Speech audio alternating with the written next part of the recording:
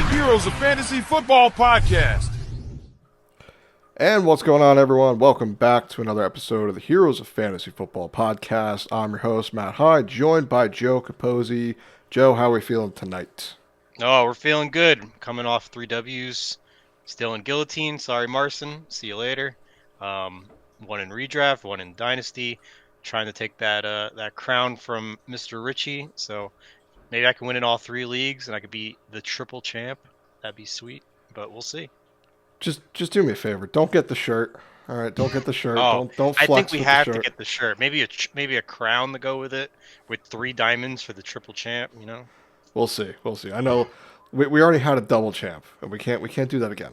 We can't let that happen.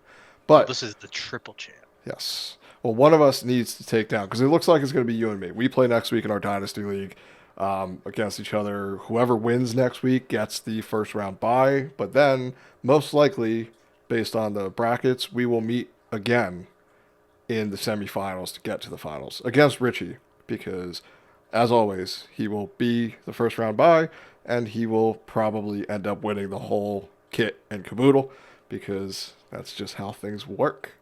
But here we are, week 14. We have a bunch of buys here. But before we get into that, we're going to talk about... I got a question for you here. Looking at your teams, there's got to be one player who you are super excited that you get to start heading into the fantasy playoffs. But maybe also another person that you're like, I hope they do well, but they could throw up a dud when it matters the most. Last year we had Breece Hall throw up a dud in the playoffs, as well as Bijan Robinson didn't do a whole lot first week of playoffs, so a lot of people lost their matchup before they got too far into it. So I want to hear your players, and I'll jump in with mine. So the player I'm excited to start is Brock Bowers. I have him in a couple leagues. Has done phenomenal this year, and his end of schedule is incredible. He has Tampa Bay, Atlanta, Jacksonville, and then New Orleans. Great schedule for tight end. Just seems to be the go-to guy there. Coming off a 25-point game is crazy. So I'm super excited to just plug him in my tight end spot. I don't have to worry about it, and just good to go. And player I'm worried about is Mr. Cooper Kupp. Coming off a 3-point game, and his schedule is not the best ending the year. He has Buffalo, then the 49ers, then the Jets, and then Arizona's not the worst. That's the last one. But, I mean, Buffalo, Jets, and 49ers is not a great schedule for one of your main wide receivers to be going against. So a little nervous with him coming back from that lackluster game this week, and hopefully he can pick it up a little bit. But with Puka taking those targets away from him now and these tough defenses, it'd make me a little hesitant on him in the playoffs. How do you think, Matt? What are your 2 players? So for me, I'm very excited to play Bijan Robinson. You know, last year we saw flashes, and earlier this year we saw it, and then it was like we saw more again with Tyler Algier taking work from him, and it was really, really frustrating and annoying. We thought Arthur Smith was the end all of that, but sadly in the beginning it was a little bit rough. Lately, I mean, he's been just getting it done through the passing game, through the running game. I mean, you can watch him play and realize every snap you give another player is a net negative, because you just give the ball to him, put the ball in his hands, and he just lights it up on fire. So Bijan Robinson is going to have a great end of season schedule. You know, this week is going to be a little bit tough going up against the Vikings, but then he gets the Raiders. They're pretty soft on the run. The Giants, who we know are very soft on the run, and the Commanders in week 17 championship week. And for those of you, if you do happen to play in week 18, don't. But if you have to, he gets the Carolina Panthers. So that's pretty good too. The guy I'm most nervous about is someone who I made a trade in our Dynasty League to get another quarterback just because I was a little nervous. Jared Goff. He is one of the MVP candidates for this year. I don't think he's going to win, but there's a possibility. This team is amazing. The Detroit Lions are such a good roster right now. defensive side of the ball, they're a little bit rough, but on the offensive side of the ball, they are absolutely amazing. So it's a little bit weird why you're not excited to play him, but at the same time, look at what this team does. Their MO, their identity of this team is Sonic and Knuckles. It's Jahmyr Gibbs and David Montgomery. They can go run heavy in a blink of an eye. So with that, Goff can be super efficient and throw, 15, 20 times and score 2 to 3 touchdowns and have a solid game. Or he can throw for, a little bit and get vultured by David Montgomery at the goal line. So I'm a little nervous about him. So that's why he's the guy that's probably going to end up being my roster, because I'd rather have him blow up on my team in my starting lineup than on my bench. But there is a possibility that he does that when it matters most. So yeah, I agree with you. There's just too many weapons over there with both Sonic and Knuckles, and then you got Laporta, there's just too many mouths to feed, and it's like a shot in the dark of which weapon's going to blow up that week. But yeah, but without further ado, we have a bunch of buys this week. We got the Broncos, Colts, Commanders, Patriots, Ravens, and Texans all on bye. So why don't we dive right into our waivers and talk about who we're replacing these guys with.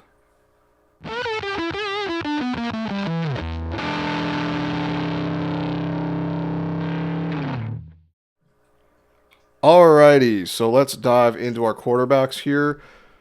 We have, first guy up here is Russell Wilson. I am at 35% rostered. Gets the Cleveland Browns, who are playing right now on Monday Night Football. Last week, he had 29 completions for 414 yards and 3 touchdowns against the Bengals. He had 38 pass attempts and 1 interception. Chances are, you probably have one of those quarterbacks that are on bye this week. So I want to loop Russell Wilson and Jameis. Talk about the same game. So Jameis is playing right now, 15% rostered. Out of those two guys, this is an in-division game. Usually it's kind of like a ground and pound game. It's usually a little bit lower scoring. But with the way Russell Wilson and Jameis play, are these guys you think, if you had Bo Nix or Anthony Richardson or Jaden Daniels, are these guys you're looking to pick up and for the spot start this week? yeah, if you have a player that's on bye next week, like perfect example, like myself, I have Lamar, who is on bye next week. Plenty of other good quarterbacks on bye. I'd feel out of these two, they're both, I think, viable options. I think I'd lean more Russell just because of his weapons. I like more on the Steelers over Jameis on the Browns in terms of receiving. So I think I lean more towards Russell, but either you can't really, you're just plugging them in for this bye week probably, going back to Lamar, whoever your quarterback is after the bye, and you should be fine. But if you have to get one of these guys, I'm leaning towards Russell Wilson here. See, I'm the opposite actually, just because I think Russell Wilson, I think the running backs on the Steelers are a little bit better than the ones that are on the Browns. So I think Jameis, and plus it's just fun to play Jameis, man. He just YOLO balls it, goes crazy. So I think personally, I would prefer Jameis, and you'd probably get him a little bit cheaper anyway. But we'll see. The only thing with that is if you look at they played week 12, he threw 0 touchdowns and 1 interception. So I mean that's a little scary for me, but that was also, I think, the snow game. So true, it might be a little difficult. I think that was that rushing touchdown that he had. Yeah. Jameis is just fun to watch play football either way, even if he's terrible. Just because the kind of guy he is, it's a lot of fun. Next, we're gonna loop 3 guys here. We'll do some rapid fire here. Caleb Williams, 54% rostered, gets the 49ers this week. Last week had a little bit of a blunder with the Chicago Bears needing to just kick a field goal, and they seemingly had the field position, just mismanagement of the clock by the whole team. Eberflus got canned afterwards. But it was a tale of basically one quarter, because he did mostly nothing most of the game, and then all of a sudden came up, finished the stat line of 20 completions for 256 yards and 3 scores, and had added some rushing on the ground too. Also, Will Levis, Jacksonville Jaguars. That's usually a good target to team to target. Didn't do a whole heck of a lot. Sorry for anyone who listened to me about Calvin Ridley's start. It was the Nick Westbrook Akine show, which I did not see happening. And then Derek Carr going against the Giants. That's just kind of you start quarterbacks against the Giants. So out of those three, I'm assuming you'd play Caleb, even though it's a tougher matchup. 100%. I mean, even though the Bears are losing games, he put up 28.7 fantasy points in our league. I mean, that's great for a quarterback. The week before that, 30 points. I mean, even though the Bears as a team are not doing well, Caleb is doing extremely well fantasy-wise, which as us fantasy owners make us very happy. So I'm throwing him in. I'm playing him next week against you. So enjoy, and we'll go from there.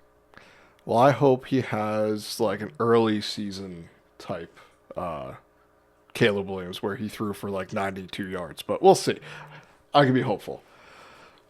So Derek Carr, I'm not playing him just because it's against my contract in life to play Derek Carr anymore. I've been burned way too many times, and I choose not to do it ever again. Put myself through that, but he could be a good start this week. The Giants are beatable down the field, middle of the field, shallow field, basically everywhere. Dexter Lawrence just got sent to IR, so there's going to be very little pass rush. So they're hurting on defense. So you don't have to do a whole heck of a lot to be a good start against the Giants. So out of all these guys, we thinking just how much fab for all these guys? Uh, if multiple of these guys are on your waiver wire, I would put a little bit on multiple of them. Say Russ is at the top of your list, maybe put like 20, 25 on him. Then say you want Jameis next, maybe like a 20 on him, and then Caleb after that, put 15, 17 on him. And you could put it all for the same player drop. So if one goes through, the rest will get canceled out, and make sure that you get one of these quarterbacks to replace either Lamar, whoever you need to replace this week. Jameis actually just threw a pick six as we speak. So Sounds like Jameis. Sounds like what he does. Yep. That just means he's going to come out and throw 30 more times in the second half, because that's again a Jameis game. It's just what you expect. We're going to move on to running backs now, and the number one waiver wire pickup of the week has to be Isaac Guerendo, sorry. We got the news. We all watched CMC have an injury to his PCL. He will be done for at least 6 weeks, is the most recent timeline I saw, which puts them out. So basically, his season's over. They're not making the playoffs, so I don't think it's gonna be good. So you think, oh, awesome! I picked up Jordan Mason. This is great. Jordan Mason is now on IR as well. So it's Isaac Guerendo, 6% rostered, gets the Bears. How much fab are you putting on him? I'm putting a very hefty. I'm taking my wallet out, and I'm going to the back of my wallet where all the big bills are, and I'm taking a wad. I'm putting it on the table and saying, I want this guy. We know running backs on the 49ers do well. They run all the time. If there's no running back 1 or 2, I want the main guy there. So I'm putting most of my fab here. This could be a league winner, so grab him while you can. Yeah, he's a blow it all. Like, it doesn't matter how much you have. If you have anything left in the tank, you're just blowing it on him, because the 49ers does not seem to matter who the running back is. They're just that good of a system for running backs. So definitely play with him. I think he could finish top 12 moving forward for the rest of the season. So it's exactly what you want in the fantasy playoffs. Someone you got off of waivers that carries you to victory. Next couple guys here, mostly just insurance running backs. So I want to go through a couple of insurance running backs here. Tajay Spears, only 39% roster. Didn't have a great game last week, but none of the Titans did except for Nick Westbrook Akine. Blake Corum got a lot of work last week for some reason. He tied his highest snap share on the season with 32%. He went 8 for rush attempts on the ground for 42 yards. Not really utilized in the passing game whatsoever. But this offense, if they start shifting a little bit, I think they're going to run the ball a little bit more because the news came out that Matthew Stafford is now dealing with a ankle injury as well. So he's going to be a little bit more limited. So I expect the rush attempts to go up again, like they were earlier in the year. Kamani Vidal, pretty self-explanatory. J.K. Dobbins was placed on IR. It's only Gus Edwards and him in the backfield. Gets the Chiefs this week, which isn't great, but, again, a little bit more work. And all the other guys, Braylon Allen, Tyler Algier, Ray Davis, just this is the time. You need these guys going in. Look at what happened to CMC. Don't let that happen to you and you don't have the insurance back. So, who's your favorite target outside of Isaac Guerendo? Of which insurance back are you looking to spend the most on to put on your roster? Ooh, that's a tough one. I think out of some of the guys we just talked about, I think Blake Corum might be my top guy to look for as like an insurance back. I mean, he's already getting a little more utilized in like a 1-2 punch kind of, almost like a Knuckles Sonic situation over there. So that excites me a little bit. Vidal is probably second, and maybe Spears is towards the end. I think the Titans in general just don't excite me that much as an offense. So. Yeah, exactly. Yeah, I mean, Blake Corum would be my number 2 just because, he looked good last week on his carries. I mean, 8 for 42 is not bad. It's still the Kyron Williams show. It's still his job. Like, he's not taken over. But I do think he's going to get a little bit more acclimated to this offense, with every loss they have. I mean, I know they won last week. They're still in the running for playoffs. It's going to be interesting the end of the season. But with them still in it, they're going to try to lean on the guys that are doing well. I could see them going a little bit more hot hand in a game based off of last week. So we'll see. But that's kind of, I mean, again, get your insurance running backs. You need these guys on your team. And I like the strategy of getting someone else's insurance running back too. Chances are it's not going to work out, but if it does, you just took out one of your opponent's running backs that they can't go on waivers next week to go get because these guys are, if one of these starters goes down, they're the immediate number 1 pickup next week. Where if you blow your fab now or if you save it, you don't get Isaac Guerendo. Next week it could be another guy. So I like that strategy a lot. I try to do that when I'm in playoffs, which sadly this year in redraft I will not be joining you guys. So enjoy the playoffs, sir. Hopefully you win. Moving on to wide receivers here. I got 2 from the same team, and they looked good last week. Adam Thielen, 32% rostered, 8 for 99 yards and a touchdown on 10 targets. Should have had the second one, but it was not called a touchdown. And then Xavier Legette, 27% rostered, 4 for 53 on 8 targets. Bryce Young doesn't look bad. The past couple weeks, he's shown flashes. So, in this matchup against the Eagles, who shut down wide receivers typically, are you willing to take a shot on either one of these guys? And if so, which one do you want? And for more fab. Probably Adam Thielen. I was high on him before the season started, and he's looking like I expected him to be, that like go-to guy for Bryce Young. It's scary against the Eagles, as we've seen them destroy teams. But I think I'd still give Adam Thielen a shot in my flex spot. Flex wise, I'd probably go, or fab wise, probably about like $25 out of a $100 budget. I think he could be another league winner for you in the playoffs. So. Yeah, I mean, health has been his thing. I mean, he's an older wide receiver, but he's been getting the work, target share. We saw this last year with him and Bryce Young. They had a connection, and it looks like they're picking up where they left off last year.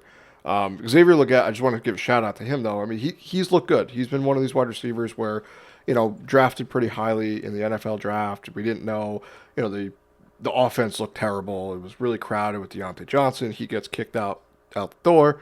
Adam Thielen's injured. He started stepping up, showing flashes. So I do think he's definitely worth an ad to just see what happens. This week I wouldn't play him, but his schedule opens up a little bit at the end of the year. So next guy here is Cedric Tillman, 43% roster against the Steelers upcoming week. He's still coming back from a concussion, so he may or may not play. It depends on how he goes through the protocol.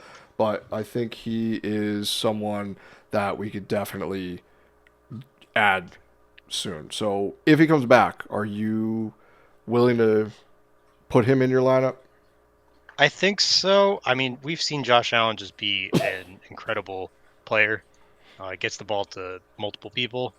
It scares me a little bit because Josh Allen is a great rusher, and then James Cook's there with great rushing capabilities, Ray Davis. So it's a little scary playing any of the wide receivers or tight ends, but I don't think you can ignore this offense, and I think I would give him the shot if he's back to 100% health. Okay, awesome. Keon Coleman is our next guy here. Again, he's coming back from another injury too, but this offense kind of needs I someone thought to we were step talking up. about Keon Coleman. My bad.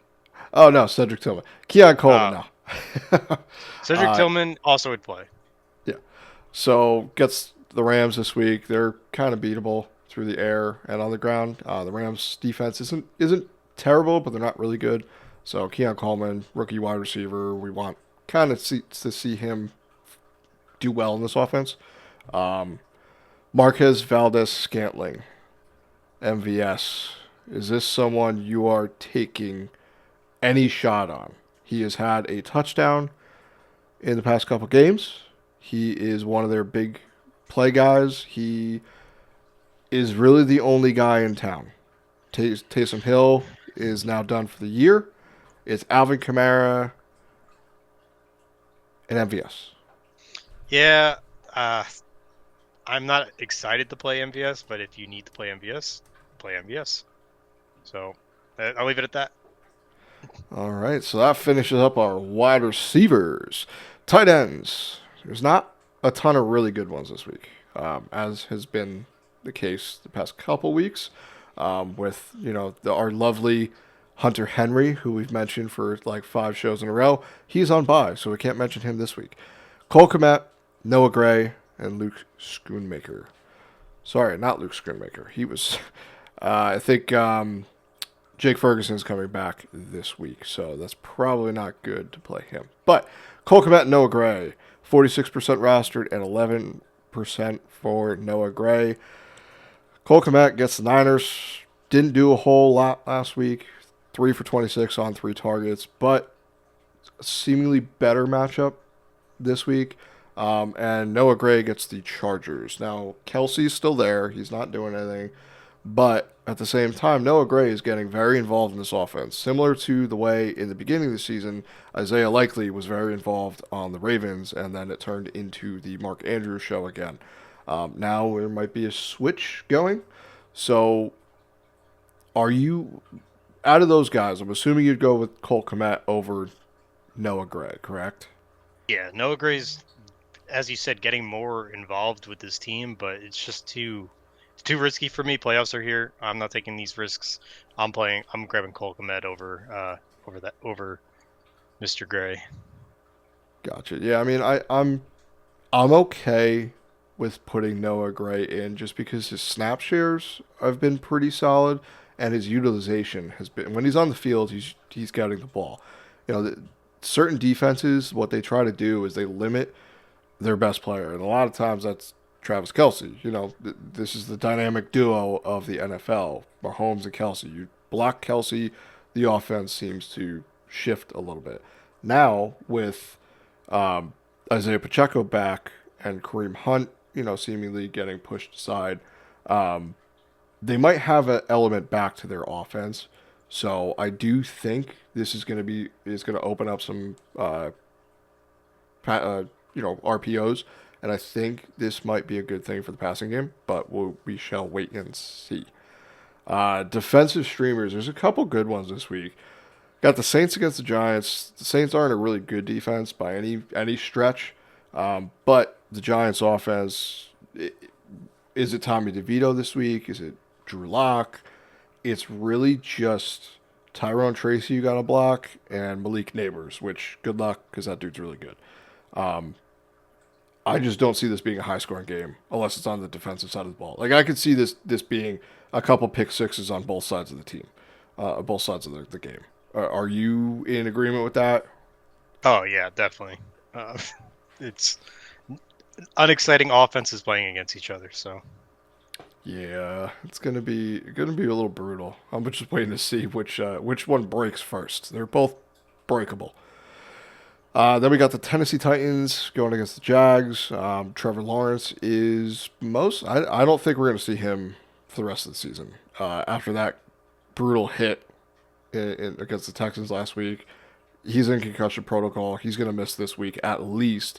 And why would he come back? I don't see any benefit in bringing back your franchise quarterback who you just signed to buku dollars. To bring him back in a lost season. So I doubt that happens. Tennessee Titans, they're not the best defense, but they are able to shut down the wide receivers and quarterback typically. So going against Mac Jones, a couple pick sixes or a couple interceptions at least, sacks, I think it's the floor on the Titans defense is pretty good this week. And then the Bengals going against the Cowboys. Cooper Rush, not that dude. CeeDee Lamb might not play. His season might be over, to be honest. They're out of the playoffs. They're not going to do anything. So, but which one of those defenses do you think would be the best for one of your targets? They're all so good. I mean, they're all playing such terrible teams. I think out of those three, I think I lean the Bengals just because I think they're going to get their offense is so good that I think they're just going to get ahead, which is going to make Cooper Rush throw, and we've seen how not great of a passer he is. So that's going to probably turn into turnovers, which will give you more points or sacks. So I think Bengals are my top pick, followed by the Saints just because the Giants are a mess. I mean, Drew Lock didn't look terrible. He looked better than DeVito, at least. So that's the thing. And then followed by the Titans against Mac Jones. But I'm hoping Mac Jones has a resurgence, so we'll see. I don't know if that's going to happen, but we will find out together, everyone. So I guess let's just run down our top waiver wire pickups, what order you would have. So for me, it's going to be Isaac Guerendo, Blake Corum, Adam Thielen, and probably one of the defenses. For quarterbacks, I would probably put Caleb at number one in the quarterbacks. Yeah, I'm pretty similar. I Guerendo obviously number one. I think Thielen would be my number two, followed by probably Corum, and then Coleman number four. And if you need a quarterback, I think I have Russell above Caleb, and then Caleb as my number two for waivers. But alrighty, well that's gonna wrap things up for us this evening. So those are your Week 14 waiver wire additions. Good luck for everyone. We have 1 week until we hit playoffs. We will be back with our typical starts and sits of the week. So stay tuned for that. If everyone could do us a huge, huge favor, we really appreciate if you would go down, click the subscribe button, click the follow button, click the bell. You'll get notified when we have new things coming out.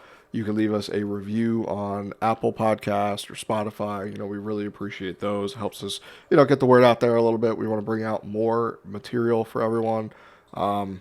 We got a lot going on. So we're all in playoffs and in some sort of league. So we're going to be feeling everything with you.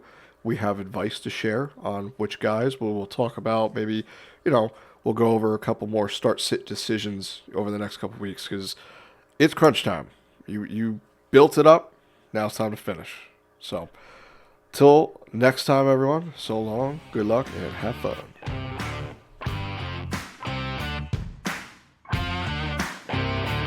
Thank you again for tuning in to another episode of the Heroes of Fantasy Football podcast. Follow us on Twitter at TheHeroesFF.